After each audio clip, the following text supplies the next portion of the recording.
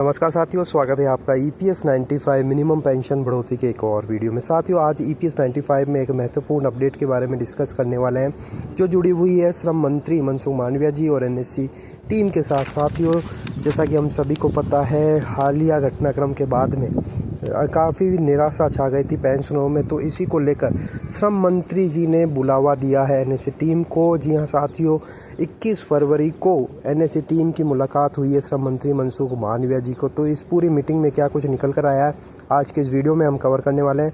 तो वीडियो बहुत ही इंपॉर्टेंट होने वाला है। पूरी जानकारी के लिए आप वीडियो को अंत तक ज़रूर देखिएगा।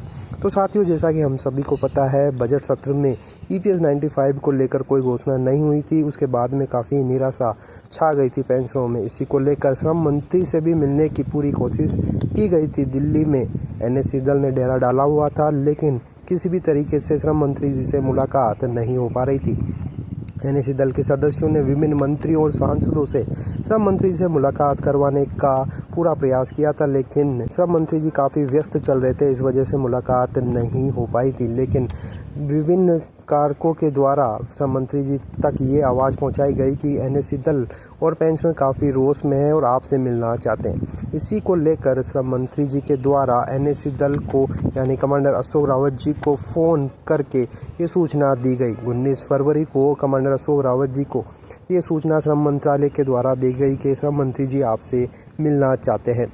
तो इसी के बाद में 21 फरवरी को ये मीटिंग तय हुई। 21 फरवरी को दोपहर 2:30 बजे श्रम मंत्री जी के साथ में NSC दल की मुलाकात हुई, जिसमें कमांडर अशोक रावत जी, वीरेंद्र सिंह राजावत जी और रमेश बहुगुणा जी उपस्थित थे। मीटिंग करीबन आधे से पौन घंटा चली, जिसमें विभिन्न मुद्दों पर डिस्कशन हुआ। कमांडर अशोक रावत जी ने श्रम मंत्री जी को कहा कि 20 दिसंबर को आपने आश्वासन दिया था और आपके आश्वासन के बाद में ही हमने पेंशनरों को ये आश्वासित किया था कि श्रम मंत्री जी सक्रिय हैं और जल्द ही मिनिमम पेंशन बढ़ोतरी को लेकर कोई घोषणा होगी। लेकिन इन सब के बावजूद भी बजट सत्र में कोई घोषणा नहीं हुई और अब पेंशनरों ने हम पर विश्वास करना भी छोड़ दिया है और हम इस स्थिति में पहुंच गए हैं कि अब हम पेंशनरों को कुछ भी कहते हैं तो वो हम पर विश्वास नहीं करते हैं।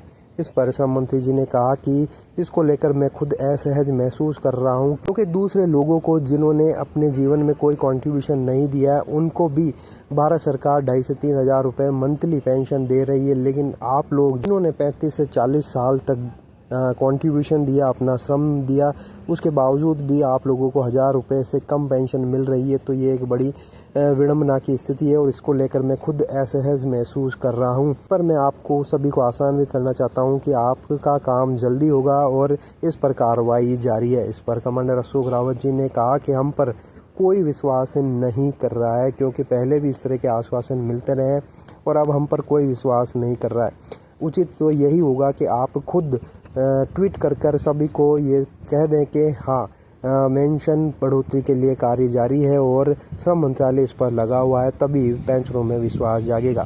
इस पर श्रम मंत्री जी ने कहा कि हाँ, मैं खुद इस तरह का ट्वीट कर दूंगा ताकि सभी को ये आशा बंधी रहे।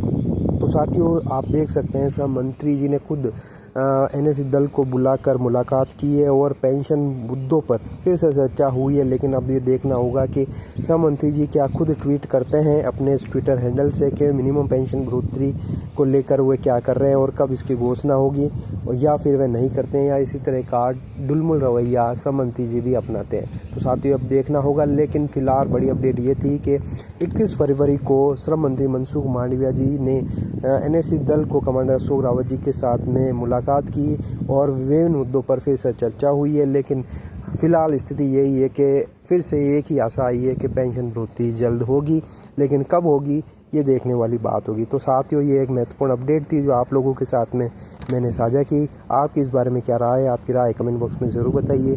वीडियो अगर आपको अच्छा लगा तो लाइक शेयर कर दीजिएगा। इसी तरह की इन्फॉर्मेशन प्राप्त करने के लिए आप चैनल को सब्सक्राइब ज़रूर कर लीजिए। तो फिर मिलते हैं, तब तक के लिए अपना ख्याल रखिए। जय हिंद, जय भारत।